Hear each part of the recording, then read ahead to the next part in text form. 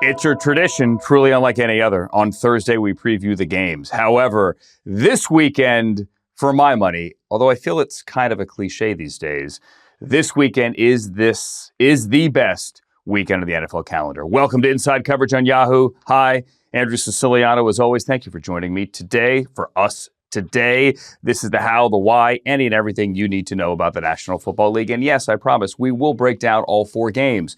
We'll tell you how to see them, who's calling them, the weather, the injuries, who we think is going to win, all that fun stuff.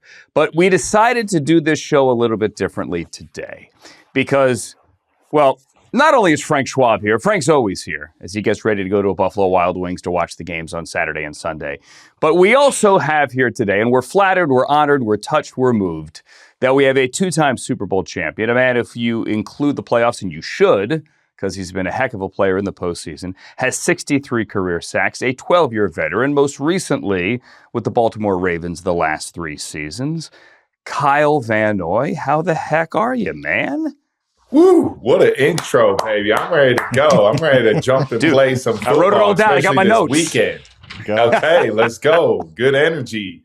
You know, divisional round weekend. We're feeling the good vibes from the teams. I agree with you. I think this is an awesome weekend because you are not just getting the championship week where you only have 2 games to look forward to. You have 4 big games to look forward to. And I'm excited about it. 2 on Saturday, 2 on Sunday. Let's lock in, boys, and let's have a day. And not just generally divisional weekends. This divisional weekend's awesome. Like you look at every matchup, and I'm like, wow, I can't even call them. I'm even 49ers Seahawks. I'm like, well, we've been doubting 49ers all year. Why can't they pull off an upset? Just 4 powerhouse matchups for divisional weekend. I'm pumped. I'm excited for this one. Well, the other thing too is as we sit down to tape this show, I'll look at my watch right now. It's 5:30 Eastern time. We'll just warn you. Sam Darnold just got off the podium. We'll get to the Seahawks and the Niners in a little bit. But Sam Darnold is all of a sudden questionable. He says he's going to play with an oblique injury. Said it happened today. Left side, so front side. He's a right-handed quarterback. Said he felt a little tweak in routes on air, and he decided, you know what, let's shut it down. Let's be careful. Sam, have you ever had an oblique injury? No. This is new. Kyle, you ever had an oblique injury? I assume you must have. I did. I did have an oblique injury when I was playing with the Chargers back in 2022. It lingered for about 6 weeks. And I also think it's because I played on it, so it made it last a little bit longer. Obliques are not to play with. They are not fun. Quarterbacks especially when you're at quarterback and you're doing the twerking, trying to throw the football. I feel like that could be a problem. And there's not really anything you can do about it, right, Kyle? You can't brace it up. Like it's just there. Can't do that. Drew Lock, by the way, is the backup. He threw 3 passes this year. He has started games in this league, don't get me wrong. But Sam Darnold against Robert Saleh and that banged-up defense, or Drew Lock against Robert Saleh and that banged-up defense? Obviously, you want Sam Darnold. We'll get to the games in a sec. I promise. We're going to break them all down. Kyle, can we talk about John Harbaugh? Before we get to the Giants, just where were you last Wednesday when you heard the news? Last Wednesday, I was being a loser packing up my house. Okay. Because it was after we lost against the Steelers. So I was depressed. And then I get this alert seeing that John Harbaugh was let go. And, you know, Marissa, who is my better half, we're looking at each other like, damn. You know, for me, I'm a little different when people get fired because especially coaches and GMs, because I have a piece. I'm a part of that. I'm a reason why a coach or a GM got fired. Martin Mayhew got fired when I was in the Detroit Lions. He's the one that drafted me.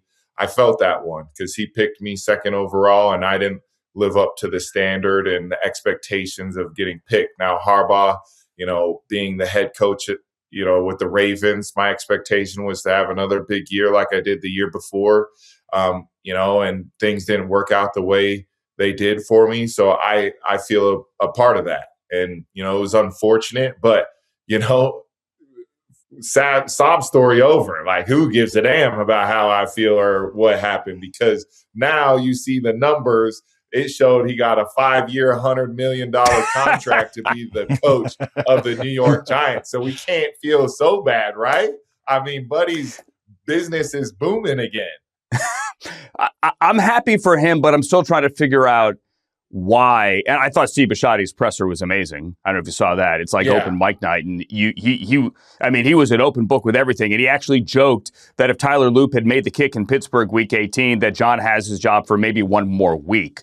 It's not as if he had made up his mind, but he clearly felt that after 18 years, the message wasn't getting through. And I've told the story a bunch before. When I used to work with Brian Billick, who came before Harbaugh in Baltimore, he said that after 10, 11 years there for him, he felt the message didn't get through anymore. And that, like, change for change was a good thing. Kyle, do you think his message got through? Because there was all this whispering that maybe some guys in the locker room weren't buying it anymore. There was the stuff with him and Lamar. Like, was it time? You know, I'm not going to say if it was time. I don't think there's ever a right time and a good time when you have a coach there for so long. I mean, do we think the right time for Tomlin to leave was right now? I mean, he made that call. So was it perfect timing? I don't know. He just won the division. He made another wild card game going 10-7 without DK for 2 games in the last 2 games. So he made the playoffs. So was it the right time for Tomlin? I don't know. I don't know if it was the right time for John Harbaugh. But if you listen to Steve Bisciotti's press conference, I mean, he made it well known. He even let Tony Dungy have it in the press conference. I respect everything about Mr. Bisciotti, how he handled that. I think he's one of the most impressive owners in the NFL. I admire him and how he goes about his business. I respect it. I'm glad to call him a friend, even though he might not call me a friend. I don't know. I feel like we've been able to have great conversations when we've been able to talk. And when you listen to that presser, you have a man who knows what it takes. I mean, he built his billion-dollar business. He's won Super Bowls before, so he knows what he's looking for in a head coach. And I think, you know, the eyes goes to him on who he hires next, because a lot of people didn't know John Harbaugh back then. A lot of people didn't have faith probably back then when he took a chance on John Harbaugh. So I'm going to put my faith in Mr. Bisciotti. He's only had to hire 3 head coaches, you know, in his time being the owner, I think, or maybe even just 2. So I'm going to put my trust in him that he's going to find the right piece and that he made the right decision for him and what he sees fit. All right, Kyle, I know you said you're putting your faith in Steve, but if it were up to you, what should the Ravens be looking for with this next head coach? What needs to happen to get you guys over that hump to get to that Super Bowl that has evaded the Ravens during the Lamar Jackson era? Yeah, that's a great question. I think, you know, I'm going to go piggyback off what Mr. Bisciotti and Eric DaCosta said when it comes down to the X's and O's. I think you want to find a coach that has the X's and O's down to a T in critical situations that can really, really hurt you offensively and defensively. You look at the coaches that are in the playoffs right now, the Kyle Shanahans, the Sean McVays, Mike McDonald, Ben Johnson, Joe Brady, McDermott. You know, sorry if I forgot your team and your coach. All the coaches that are in the playoffs, you all have X's and O coaches that make it really hard on offense and really hard on defense. And whoever that coach is, whether you're a defensive-minded coach or an offensive-minded coach, those particular groups do a great job and make it really hard. And that's what I mean by X's and O's. You know, whether it's offense and you want to team up with Lamar and get him a system where he doesn't necessarily have to change year in and year out, could be beneficial, or a defensive minded coach where they want to get back to that Ravens defense the way it it was back then. However, even though you can't play like that anymore, just getting an X's and O defensive coach in there with the amount of talent they have on defense would also help. So I just see it from a standpoint of an X's and O's mentality, like Eric DaCosta has said in his comments. I think that's what they're looking for. It's interesting because there are 9 openings now, which is just absurd. Is it though? Because it seems like it's every year, though. I'm sorry. I know. It's a lot. but here's the stat that's crazy, Kyle. So if you go back to 2022, so this year there are 9. Technically now there are 8 because Harbaugh obviously has taken the Giants job, although it's not official. If you go back to 2022, if you include Arians retiring in March and Todd Bowles taking over, there were 10 openings. How many of those 10 do you think still have that same head coach hired in the 2022 offseason? How many of the 10 were fired? 8 of the 10 were fired. 8. Yeah. 8. Wow. 4 years later. It's just the way the NFL is now. It's, we don't like the process of building. We want the end result now. I love what Steve Bisciotti said, that he wants to give a 5-year deal out because he understands it might take that long to get his culture set, to get that mindset yet. I already think the culture is set there before anyone steps in there, so it might be sped up a little bit. But just hearing that was refreshing. You have these places, I don't like talking bad about different organizations because I don't know what it's like, but an organization I've had a lot of success with is the Jets. I mean, their turnover since I've been in the NFL has been wild, bananas. And I just don't know how you can find success when you're turning over coach after coach after coach, player, quarterback after quarterback, and you're not establishing an organization identity that you have. The organization identity the Ravens have always had has been the trenches and defense. Like, that's what their bread and butter has been since Mr. Bisciotti's taken over. You have seen it through the 30 years he's been the owner. You look at the Niners, it's always been about, from Bill Walsh, that West Coast offense growing what it has now. Like, quarterbacks is what you think of the Niners, that high octane offense. You think about the Cowboys organization that they've been, even though, everybody's going to say whatever they want about Jerry Jones. I get that part. But organizationally, they've been about their stars. They've been about, when they had an offensive line. That's what they pride themselves on. That you can go all the way back when Aikman was quarterback. They pride themselves on O-line, and you still see it to this day from, transitioning into Tyron Smith and Zach Martin and who they have now on their O-line. They really care about those trenches. The Packers, they've had quarterbacks, sustaining. The trenches have been a big part of who they are as an identity. So if you go back and just look at the very top of the top food chain organizations, they already have what they want because they've had it for a very long time. So that's just my 2 cents. Kyle, if I could jump in real quick, if you don't mind, Andrew, I just want to ask you, Giants fans are very excited about this hire, as they should be. We all know John Harbaugh's record. We all know his Hall of Fame resume. I mean, he's going to the Hall of Fame someday. You've played with him. What are the Giants getting with John Harbaugh as their new head coach?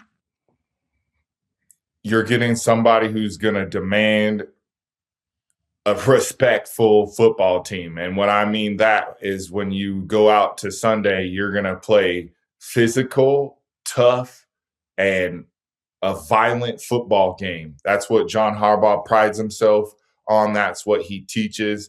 That's what makes him as a head coach.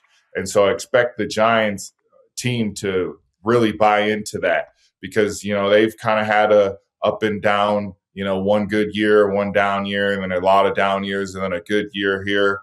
They want consistency, and I think that's what Harbaugh is going to bring, that CEO mentality. He's going to get the people that he believes in place. It looked like Todd Monken is going with him, so I expect Jackson Dart to really, really pick up his game when it comes to playing the quarterback position, throwing the football. I mean, you go back all the way in his time in Tampa Bay. He did he had Fitzpatrick down there, and Jameis Winston did his thing. Then he went to Georgia. Their passing game went crazy with George Pickens when he was there at Georgia. And then Lamar, taking him to MVP caliber when it comes to throwing the football. So I expect Todd Monken to do a good job and Harbaugh to implement that violent, physical football style up in New York land where they've missed it for a long time. And I think those fans should be excited because they're getting a great CEO as a coach, and they have a lot of good, talented players. They have guys that fit that bill, from Dexter Lawrence to Brian Burns to Scatteraboo to Thomas, their tackle, to even their quarterback, Malik Neighbors, when he gets healthy. They just embody that type of style of football. So I'm excited to see what he does. So, Kyle, you're going to be 35 in March. Might be Anthony Weaver, might be. Yeah, look that up. I mean, unless Wikipedia is wrong. I don't know. Is Wikipedia wrong? They've messed up things about me. Yeah. I'm 25, Andrew. Come on. Okay, now. 25. So there, if you're 25, you got a decade of football in front of you. So let's work with that. Whether it's Anthony Weaver, Denard Wilson, or none of the above, maybe it's a defensive coordinator to be named later. They've got pieces up front. They got Brian Burns and they have Abdul Carter. A KG veteran with playoff experience with Super Bowl rings. Sounds like a perfect fit for the mentor in that room for some younger guys that might need some leadership. You're smiling. Kyle Van Noy, a New York Giant next year? Yeah, I like pop-up bagels. I tried that for the first time a little while ago. See? Honestly, I'm taking a second just to look back and enjoy where I'm at, enjoy what I've done. I would love to continue to play. I don't want to sit here and have to, say I still got enough juice left. I think if you watch the tape, you can see that I do, especially at the end of the season. This start of it didn't go as well as I wanted. I got banged up early and then played on a hamstring for a while because that's what I wanted to do. I thought it could have been my last season at the time, and I wanted to go out with a bang with my teammates and, play through a little bit of injury. And I did that. And, I won't regret that because I think it just proves to the young guys to have a mindset in this league. There's being hurt and there's being injured. And so if you can go out there, get your ass out there. And for me, I'm just looking forward to an opportunity. I know I'll have opportunities because I can still play at a high level. I know the value I bring to a football team, and I'm excited for whoever else sees that value and wants me in their locker room because I really think I can help them out, not only on the field, but off the field. Sounds like a definite maybe. Frank, this guy played with a broken bone in his face last year? Was it last year, 2 years ago? I've heard that. Yes, I wouldn't even be able to get out of bed with a broken bone in my face. So, 2024. Yeah, that was last. What's crazy about that, Andrew, is I didn't orbital bone, right? So it was like on my right side underneath my eye, I had 2 fractures on the floor. It wasn't fun. And there was a miscommunication. It wasn't fun. There was a miscommunication because they had me taking allergy medication because from about like right here on down my face, it was all numb. So they wanted to keep my nasal passage open. And the way to do that is taking the allergy medication. But I was taking Allegra D, which is an upper. Oh my God. And my smart self football player, Kyle Van Noy, was taking it at 11 o'clock at night. So I was not sleeping very much. And I'm about losing my mind because I'm showing up to work. I'm in pain with my face. I'm sleeping on like 2 hours of sleep for about 4 or 5 days before the Las Vegas game. And I'm about to freak out on these doctors. Like, you guys are telling me to take this. I haven't slept. Like, I'm about to fight you guys. And the doctor's like, all right, like, we'll figure it out. Like, what are we doing? Let's go over the steps. And then he looks at me and he's like, when are you taking this? And I'm like, before bed, so I can sleep better, that it opens my nasal passages like you told me to. He's like, you're taking a stimulant before bed? He's like, stop taking it. I ended up finally getting some rest that before the game and had 2 sacks in the game, but we lost. But it was just a funny story that came about that. So. Oh, yeah. Hey, honey, did you have the melatonin? No, but I have amphetamines. You want to take some amphetamines before you go to bed? Yeah, let's do that. Yeah, sure. And then you're running laps around the house at 3 a.m. That's brilliant. Yeah, no, I'm an on idiot. That note, I was like trying to sleep. Oh, man. We've all taken the wrong medication before. Thank God, like, it didn't have severe effects. I mean, it's bad enough that you have your half your face is broken and you're taking amphetamines to sleep. That's fantastic. Stay there. Don't go to sleep. We have coming up next, I promise, I want to look and pick your brain on the 2 AFC games. You actually played 3 of the 4 teams left in the AFC bracket. Kyle Van Noy is with us on Inside Coverage. Don't go anywhere.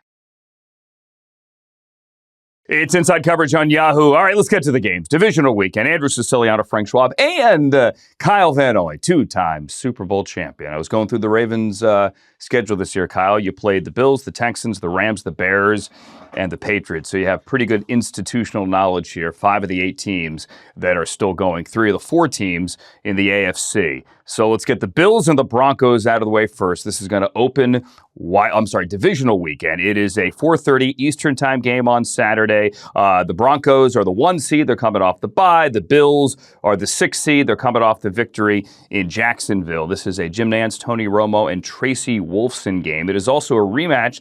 This hasn't been talked enough yet, in my opinion, of last year in the postseason when Bo Nix, as a rookie, they got in the playoffs, they went to Buffalo, both threw that beautiful pass in the first quarter, then it all kind of went downhill from there. But the Bills just dominated them. They had like 42 minutes of time of possession. They outgained them, the Bills did, in that game by 250 yards. This game is a bit different. The Bills run the football more than they pass it this year.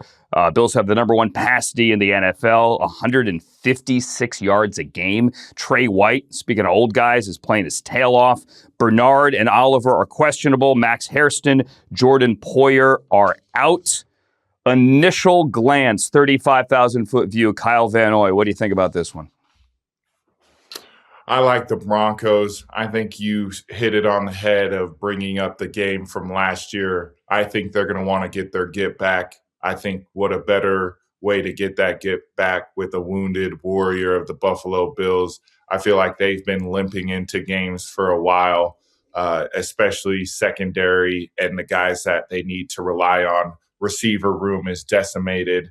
I just don't think they match up very well unless James Cook and that offensive line gets going. If they get going, if you could go back to a game and watch, I would say every team or everybody out there, go watch how they played the Pittsburgh Steelers, where they just grounded and pounded Steelers. I think they want to have that similar approach because the Steelers are kind of built like Denver is in a lot of ways, with TJ Watt on the edge. You got Nick Bonito on the edge, Cooper, you got Highsmith.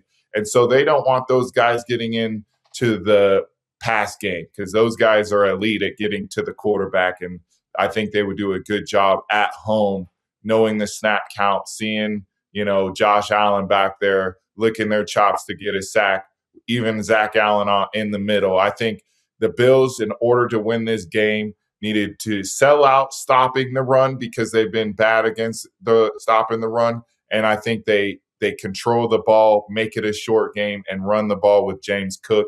And then having opportunities, keeping the sticks really, really short, Josh Allen scrambling a little bit, picking up first downs. That's how I think they're going to beat them. But I'm going with the Broncos. Let me ask you something real quick, because I don't think this is being talked about enough, because it's just always there in Denver. I think the Broncos have a huge home field advantage because of the altitude. Now, you played college ball in Provo, a little bit of altitude there. How much of a factor is that for an NFL player? Is it that big of a deal late in the year where you're already in football shape? It's not early in the year. Denver's awesome in September, usually at home, when guys are still getting used to playing shape and all that. But how much of a factor is that for the Broncos to have this number 1 seed and have these teams come to altitude late in the year?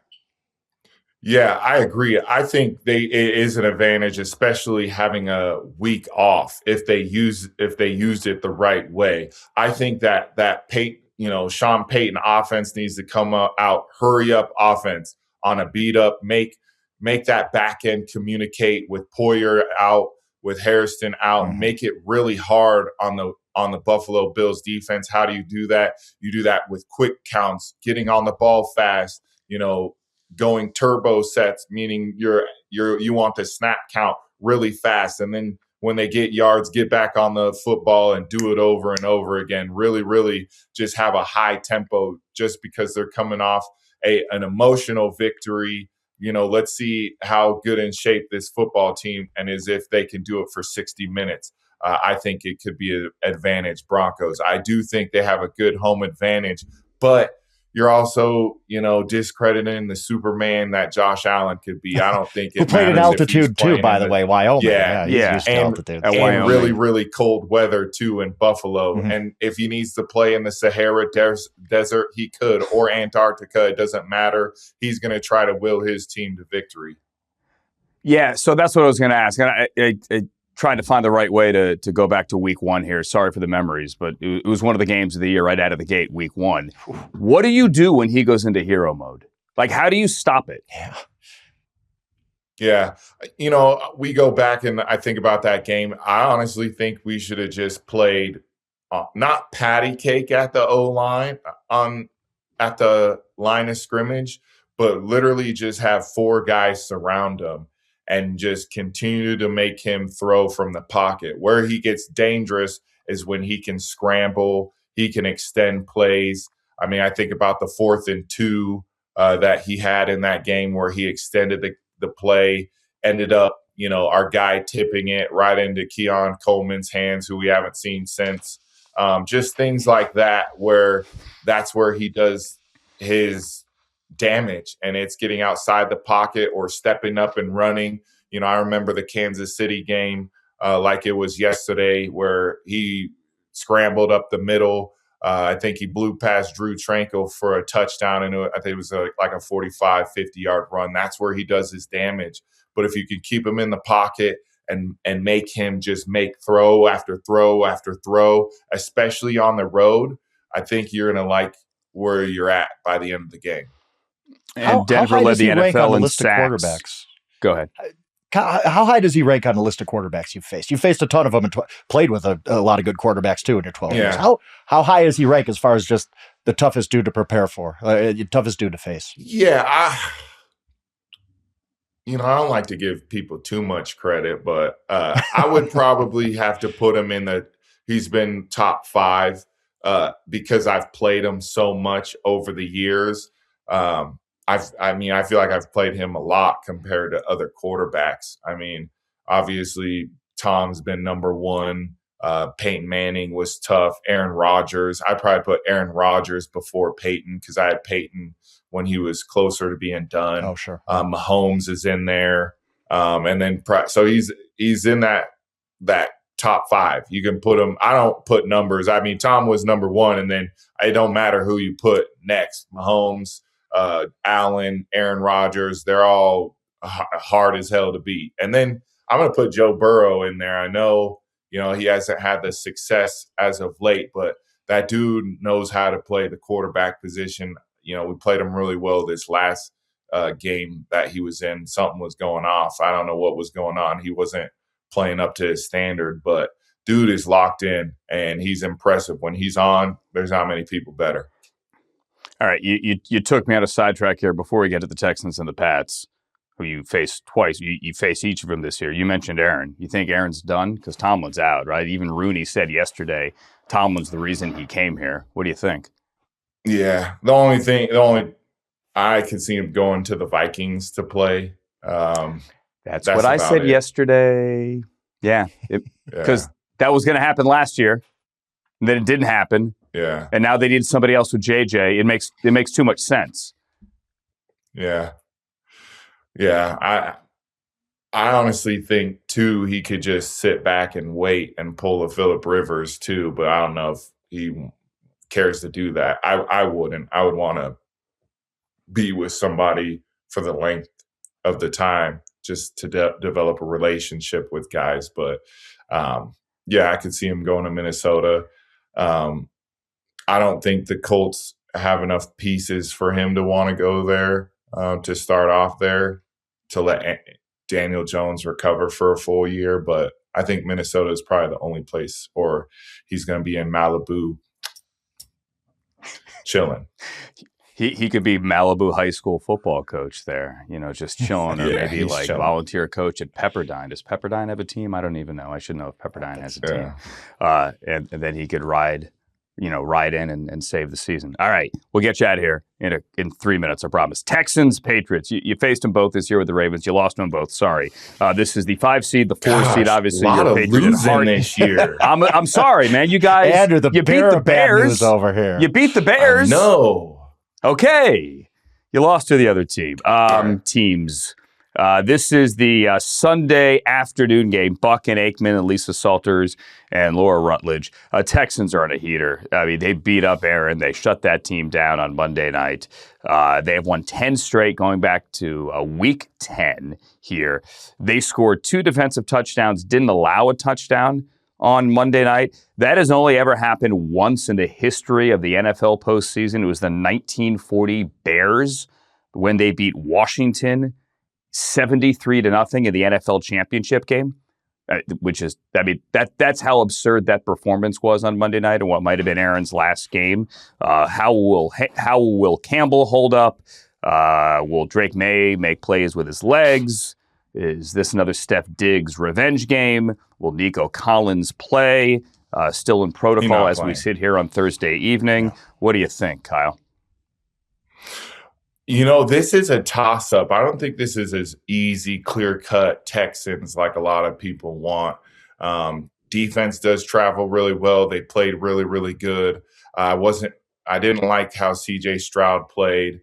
I do think he plays not better, but I do think he plays pretty well without Nico because he doesn't have to sit and I got to get him the ball. He's like, everybody can get the ball, so he doesn't feel like he has to get the number one the ball. I just think I want to pick a person that's underrated in this matchup, and that's Josh McDaniels. He's kind of schemed and feasted against that overly aggressive kind of defense going back in his career. I feel like, the Browns had a really good defense this year, that same kind of system, and he had Drake May torch it. I'm not saying the Texans, it's similar, but they let Myles Garrett get off, which was fine, but they ended up scoring 30 points anyways. I just think Josh McDaniels is special when it comes to game planning, and he's going to have Drake May ready to go, especially since he got his first playoff start under his belt last week. He's going to be more comfortable out there. He's going to be more prepared. He's going to understand that it's faster, that he has to make decisions faster and better. And I think, he's going to have that offensive unit ready to play a much cleaner game. Now, I think the biggest part of this game is going to come down to the Texans defense the Texas offense versus the Patriots defense. Will Minton Williams continue to shine like he did last week, or will C.J. Stroud step up? I think that's going to be the biggest thing in this game. Can the Texans do a way better job at protecting C.J. than they did in the first half the previous week? Or as good, can the Patriots stop this pass rush unlike they did against the Chargers? So we'll see. That's the matchup that I'm looking forward to, is the Texans offense versus the Patriots defense. Kyle, real quick, I know you got to go. You got a team you like to come out of the NFC? NFC favorite there? Ooh. I'm going to go with the Seahawks. I just think defensively they're clicking. If they continue to run the ball, I just think the Rams they're not playing their best ball when the best ball matters over the last couple weeks, and that matters to me. The Seahawks, I feel like, have been. I think the Niners are too beat up They're going to be like the Detroit Lions a year ago. I think it's just going to catch up. And then the Bears, I think it's too soon. I don't know if their style of play, since they've been down so many times, and I hate counting teams out because everybody's going to clip this like, hey, they didn't believe in you. No, I believe in it. I just don't know if it's sustainable to continue to win like that. But they are a good football team. I don't know defensively if they have enough. So I'm going to go with the Seahawks.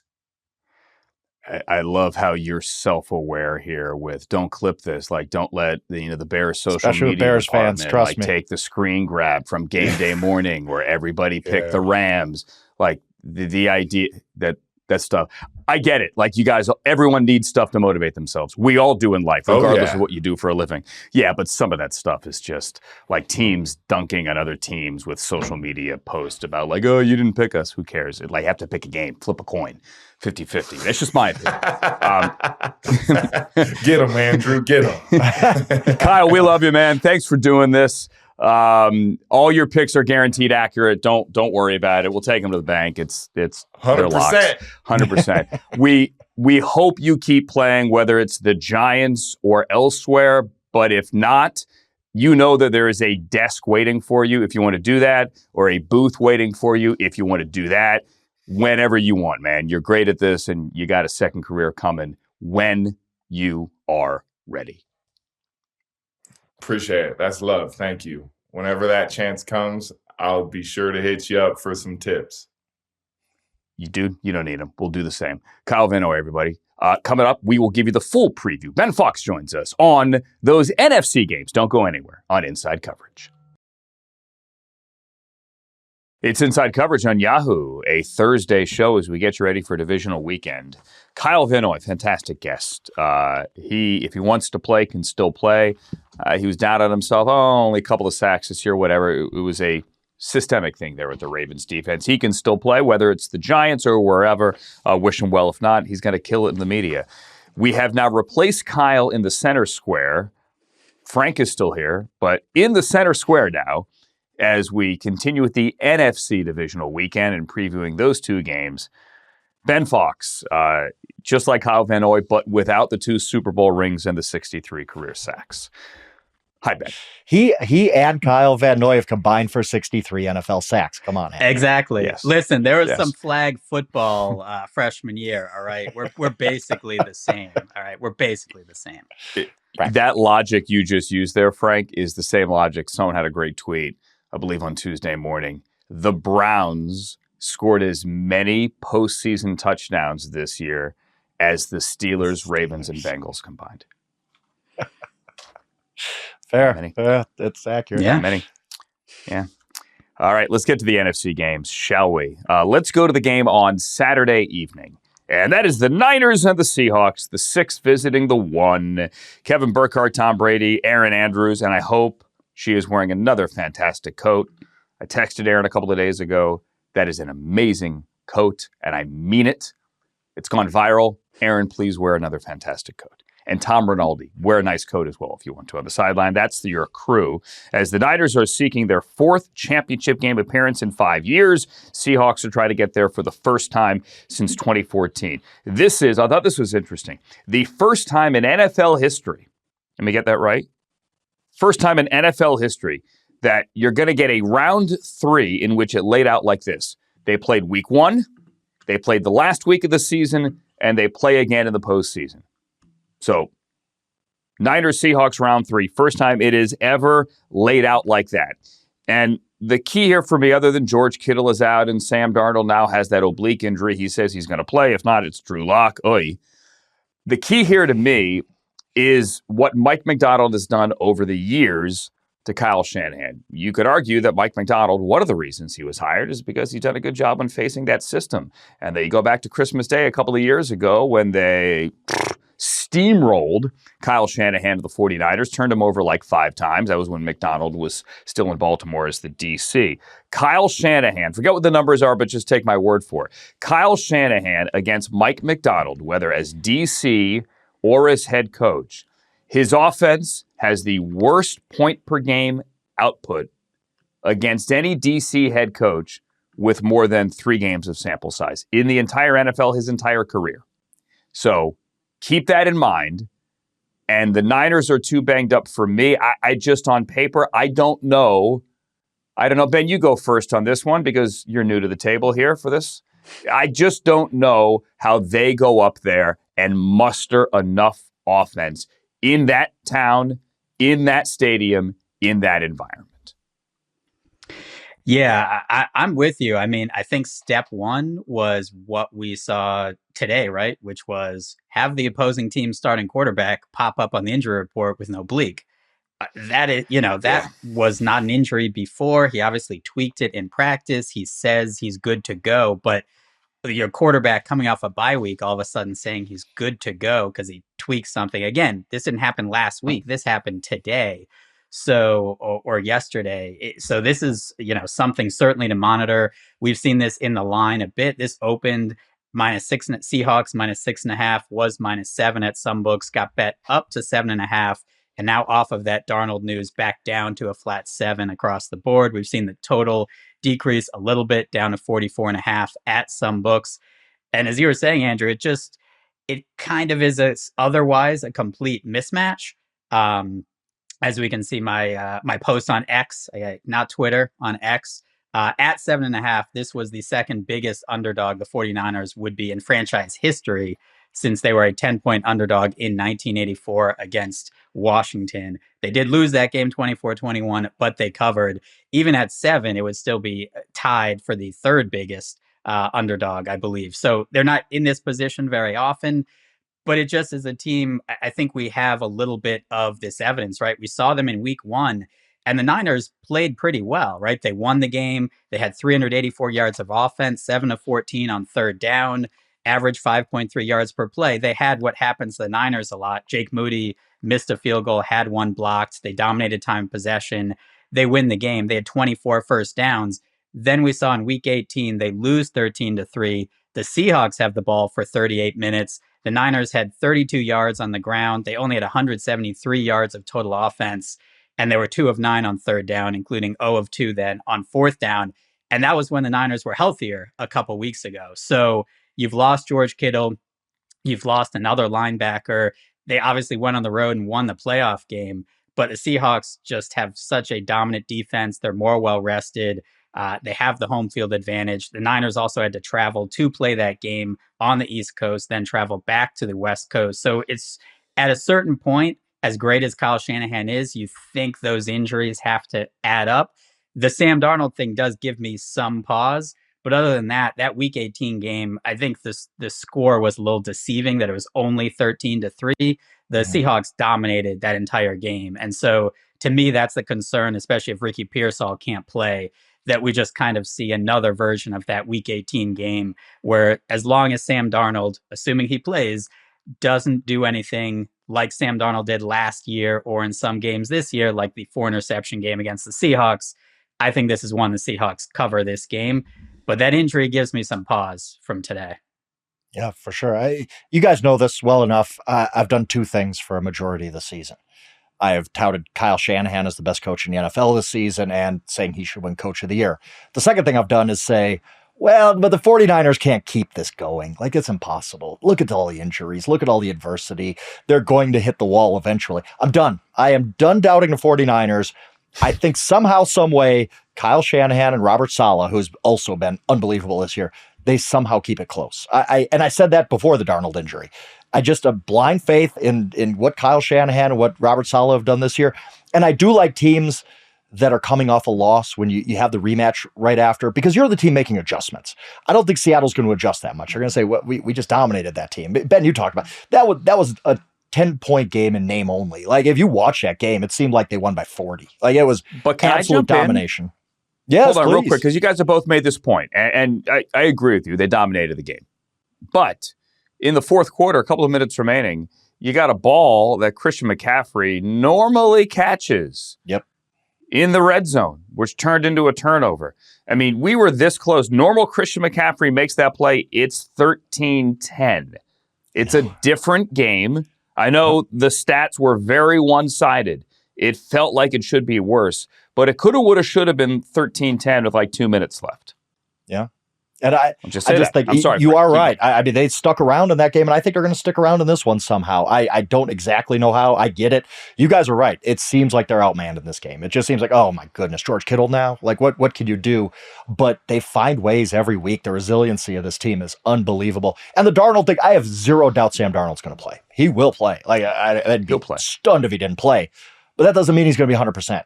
Like, we just talked to Kyle about this, Kyle Van Noy. It's saying, like, obliques don't go away that quickly. Like, it's not a great injury to have, especially as a quarterback.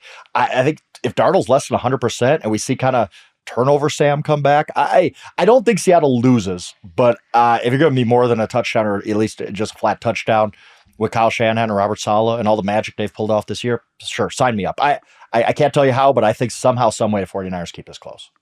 This is the first time these two teams have met in the postseason up there in Seattle since the Richard Sherman game and the Aaron Andrews interview. Come at me with a sorry receiver like Crabtree. Yeah, the championship, the Crabtree game, all of that. One of the all-time great games. I'll say this, Darnold does turn the ball over way too much this year for a team this good with a record like this. The defense has made up for it, but the Niners don't get to the quarterback. They don't pick the ball off. They have 20 sacks. They had 20 sacks all year. Myles Garrett had 23. So you go back to the playoff game last year, which was in Arizona, where the Rams came into town. Chris Shula heated him up and just destroyed him. He was with the Vikings, and he got sacked 9 times. The Niners have 20 sacks. He was sacked 9 in that game. They're not going to sack him 9 times. They're not going to put much pressure on him at all, I don't think. If they could cook up some pressure and Sam throws it to the other team a couple of times and the Niners can take advantage of that, then sure, I think they stay in this game. I'm with you, Frank. I don't want to doubt the 49ers. And look, if they win, we could put aside this silly electromagnetic force field thing, giving them all their injuries story. We could do that, and we could say, hey, the Niners are a game away from winning the NFC Championship. I was texting with a buddy who used to play for the Seahawks yesterday, and he said, hey, are you coming up for the game? And I said, no, I thought about it, but if the Rams had been up there, I would have come. And he said, oh, well, they'll be up here next week, so I'll see you next week. I'm like, aha. There you go. Yeah, I'll toss in two other quick things, and Andrew, as well. The rest factor, Seattle 14 days rest, the Niners 6 days rest. Since 1984, basically with that big resting advantage, teams 7-0, and Sam Darnold as a favorite of 6 or more points, 13-0 in his career, including 10-3 against the spread. Wow. So the Niners have done it. They also, to your point, don't get pressure, and they got 1 sack last week against Philadelphia. So it's not like that's how they won the game either. There's just a lot of things going against them in this game. I want to point out that while the Niners, they got the short end of the stick here with the short rest, and yes, they had to fly from Philadelphia, and I think it was made worse, or it seemed worse in the moment because of the George Kittle injury and everything, all the emotions there on Sunday afternoon. They are one of 3 teams this week to play on short rest. The Buffalo Bills are all the way down in Florida. They played Sunday afternoon. They flew back to Buffalo. They now have to fly 4+ hours west to play Saturday. Short week for them as well in Denver at altitude. Nobody in Buffalo is crying about that, and their list of injuries is like a CVS receipt. And then plus the Houston Texans were on the road Monday night in Pittsburgh. Monday night. They didn't get home until the wee hours on Tuesday morning, Central Time, and they have to turn around and on a short week go to Foxborough. Has anyone ever gone to Foxborough? It is in the middle of nowhere. You have to fly to Providence. You stay in downtown Providence. You then have to get up in the morning, and even with the police escort on the highway, it is still a half-hour drive to get to middle of nowhere, Massachusetts, to go to that game. So it ain't easy on any of these teams with the short week. As a matter of fact, one could make the argument, actually, forget about, it's not an argument, it's a fact. The Niners of those 3 teams have by far the easiest travel in their short week rest for their next game. Their facility is 9 minutes from the San Jose airport. They will be on that charter and in the air for a 90-minute flight at best to get to Seattle. Anyway, I digress. All right. Let's get to the Sunday night game, the game that I also contemplated going to. However, I respect my extremities and I'm not going to get frostbite. The Rams and the Bears, the 5 seed at the 2 seed. This is in a 6:30 game on Sunday night. NBC, Peacock, Tarico Collinsworth, Melissa, and Kaylee down to the sideline. Kaylee Hartung moving over from the Amazon, the Prime Video crew. This is the first time these two teams have met in the postseason since the '85 NFC Championship game. That is just bonkers. When the Bears and Ditka, eventually went to New Orleans and McMahon mooned everybody on Bourbon Street and they steamrolled the Patriots, all that. The quarterback in that game for the Rams was Dieter Brock. Remember? CFL. Just wow. Dickerson was the running back. Dieter Brock was the quarterback. Yeah, they got shut out 24-0. Rams are trying to become the second team in the last 15 years to make it to the Super Bowl as a wild card. Brady and the Bucs in 2000 or 2020 rather were the last team to do it. What's also crazy about this is that the Bears, first time McVay's coached against the Bears in the postseason, but he will have now coached against 15 of the 16 NFC teams in the postseason. That's how much success this team has had. They've played everybody. They're in every year, seemingly. Sean's totally redone his offense. It's no longer 11, it's 13, but it wasn't 13 in the first half. In Carolina, he was force-feeding Devontae Adams. He even kind of sort of admitted that. Now he goes up against the Bears, who give up yards but also take away the football. Rams run the ball as well as any team in the NFL this year. My gut says Rams. My heart, Ben Fawkes, says Rams. I also know it is going to be absolutely freezing, and Matthew Stafford is going to wear the scuba suit, much like Tom Brady wore the scuba suit. I wish I had a scuba suit last month when I was there. If the Bears win this game, is Frank going to have to wear a scuba suit eventually if he keeps picking against him week after week? I don't know. We might need that fantasy football-esque punishment. Yeah, right. There's another game that statistically, these are just two teams in different classes, right? But that's why they play the games. The Rams are the highest power-rated teams by odds makers. They have been. That's why they were a 10 or 10.5 point favorite at the Panthers. And we saw how that game plays out. Maybe, 7 out of 10 times the Rams dominate that game, but that was a really close game that they easily could have lost. Same thing with Chicago. Obviously, you had that team in the first half, which looked like a team that was, getting ready for a vacation. All of a sudden, in the second half, completely different team. To that point, we've seen Caleb Williams in his 2 seasons, 13-22 against the spread in the first half, 24-11 in the spread in the second half. So generally, the Bears seem to not play as well in the first half against some of these better teams. They get down, they're able to come back. I think it's just a question of, can they do that against a Rams team that at its best may be the best team in the NFL and maybe even not at its best.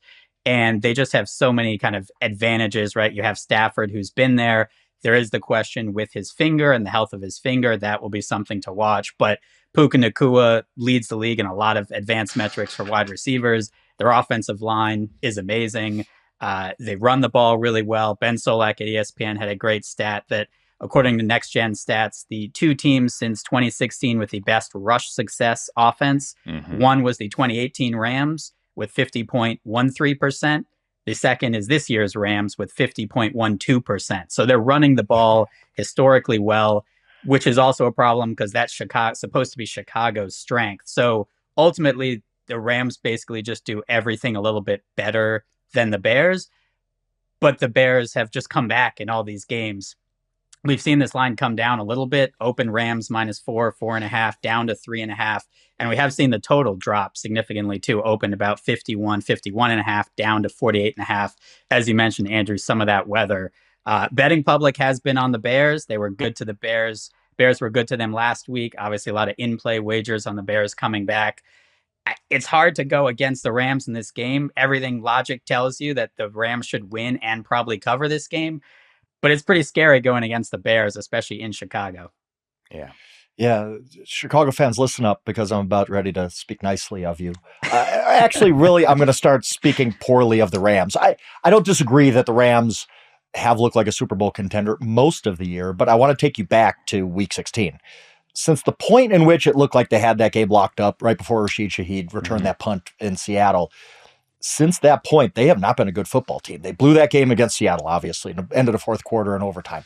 The next week, they go on the road to the Falcons, Monday Night Football. We all watch that game. The Falcons, so the losing Falcons, 8-9 Falcons, beat them. And after the game, we talked about Sean McVay saying, my starters got to play week 18. We're just not playing good football right now. We got to get back on track. And I, at the time, was like, well, that's a really weird statement for McVay, the guy who punts preseason every year. He knows the value of rest. I think it was a warning sign. I really do, because they go out in week 18 against the Cardinals playing all their starters when they can move up a seed, and they didn't play well. The Cardinals led them with a minute to go in the third quarter. Like, you look at the final score and you're like, oh yeah, the Rams won that easy. No. They pulled away from a really, really bad Cardinals team. Then wildcard weekend, everybody's on the Rams, minus 10.5, great. The Rams lucky to get out of there against another team. The Carolina Panthers finished 8-10 this year, counting the playoffs. So they have not played good football in a month. Like, it has been a long time since we've seen the Rams of, hey, this team can win a Super Bowl, that type of Rams team. And I don't know if this is just a mini slump and they snap out of it this week, but I do know Matthew Stafford's numbers in the cold weather are bad. Like, he does not play well in the cold. That's a fact. And this Bears team, man, they just keep doing it. I think they're really, really confident. I think Ben Johnson has instilled a confidence in that team that they haven't had in years and years and years. I just think everything lines up. I'm going to try to thread the needle. I do think the Rams win, but give me the Bears plus 3.5, because I don't think they're going away easy. And I don't think anything's been easy for this Rams team for a really long time. They're actually, the way they've played the last 3.5 games, almost a month now, is really alarming to me. I don't know. I'm picking Seattle to win a Super Bowl because I haven't seen that Rams team that we all think they are show up in a really long time. There are layers here to the Rams' last 6 weeks.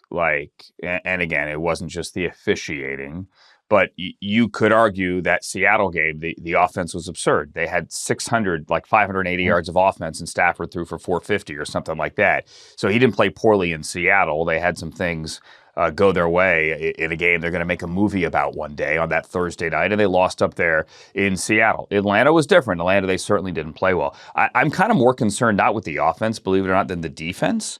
So secondary weeks 1 through 12, they had the number one scoring defense in the NFL weeks 1 through 12. Since then, and this includes last week when they gave up 31, they are allowing 28.3 points a game. So that is an issue. It's a big issue. Look, you can't let Caleb hang around, because he's done it and he's going to keep doing it until one day he doesn't. If this is a one-score game or even a two-score game, hell, it was 21-3 in the fourth quarter on Saturday night last week against the Packers. He is going to make a run. All teams make a run. They're like an NBA team. They have hit every buzzer beater, though, the last 6 weeks and most of the season. You can't keep them around. Let them hang around to try to make that run and hit that buzzer beater, because they're going to do it. I'm taking the Rams here, but this one gives me pause. Let's just put it that way. We pause now for one more thing before we go.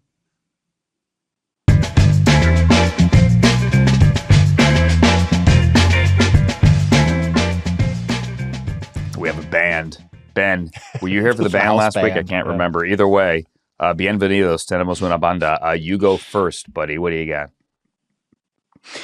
So one story that I've been tracking since the preseason when we were out in Vegas for the fantasy football weekend was one bettor went to a book at BetMGM and basically put down $150,000 on the Seahawks. 50,000 of that was for them to win the Super Bowl at 60-1 odds. He also bet 50,000 on them to win the NFC at 28-1 odds, and 50,000 on them to make the playoffs at plus 185. Obviously, that one has cashed. The other two in good shape. He would win just under $4.5 million. Sportsbooks aren't in the business, shall we say, of confirming exact customer identities, but piecing together, this individual also went to at least one other book and placed another bet that also has the liability in, which means he would stand to win in the millions. if Seattle won. So someone winning, we'll just say in the mix of $4 to $6, maybe $4 to $7 million at least, if the Seahawks win the Super Bowl. It started off as kind of a interesting nugget. I'll file that away. I'll do a story on it. Not ever thinking the Seahawks would be the number one seed and obviously be a touchdown favorite at home in the divisional round. It's starting to be more than a good story. Wow. Okay. There's so many pithy things I might say here. I'm just going to step away and say that's an interesting one more thing. Frank, what do you got? Now I know when me and Ben were hanging out, he was like, I got to go. I'm turning in early tonight when we're in Vegas. Now I know he was laying out $300,000 in Seahawks bets. Like, good for you, Ben. That was it. Exactly. Why do you think I only have to show up in the C block? That's in my contract. Oh, wow. Okay. Moving on. My one more thing, I love this. Ben Johnson got a dance done to Packers' grave. I talked about that on Monday. I thought it was awesome. It was great. Talk the talk, walk the walk, all that. He probably did forget that the guy whose grave he danced on, Matt LaFleur, is also best buddies with Sean McVay, who is his opposing coach this week. And McVay was asked about, hey, have you talked to Matt LaFleur this week? And this is what he said. Matt LaFleur, obviously big in Green Bay, and Mike being on your staff. Yeah. Yeah. What would you guess? No, you know what? We watch the tape, we do our work, and Matt is a very close friend of mine. I love that. That is payback. Both teams played hard, my man. Matt LaFleur saying, Hey, Sean, you want me to download every bit of information from my brain to you? Because go beat this guy who has given me the cold fish handshake and saying, screw the Packers afterwards. So I love that. I love a little gamesmanship like that. That's my one more thing. Yeah. You think Matt texted his brother? Or, you know what? He doesn't even need to text his brother. This stuff is just unspoken. Also, Sean, like I've said this to you before, but God bless you with that hair. Like how is there not a hair You're telling out of me. place? All yours are out of place. Yes, Frank, I love you, but none like Sean's are just perfect. Like it's unbelievable. My one more thing, also unbelievable. Irv is a friend. Michael Irvin is older than me. He is 60 years old. If you're watching the college football playoffs, you have seen during every Miami game Michael Irvin losing his religion down to the sideline. He is basically like Henry the Ibis. He is the second mascot down there. I am convinced, actually, I'm afraid that he may run onto the field and try to make a tackle Monday night when Miami faces Indiana. But just remember this, don't ask Irv for tickets, because Irv put this on Twitter. He made this graphic. Do not ask me. Do not call me. Do not text me. I have no tickets. Don't call the playmaker. He cannot help you. He is not a ticket broker. He can't get you into the building. You are not his +1. If you are in the building, he cannot and will not get you on the field. Back off. Let him lose his mind and watch his Canes lose to Indiana. That's just me. I added that lose to Indiana part. He did not include that in the tweet. We could deal with that game on Monday because we are back on Monday before that national championship game and after divisional weekend, where maybe there'll be other head coaching vacancies filled. Not just the New York Giants, who, as we sit here right now, it's not official, but it looks to be done. For Kyle Van Noy, he was awesome today. Thank you, Kyle. For Frank Schwab and for Ben Fawkes, I'm Andrew Siciliano. Enjoy the best football weekend of the year. And we'll see you Monday on Inside Coverage.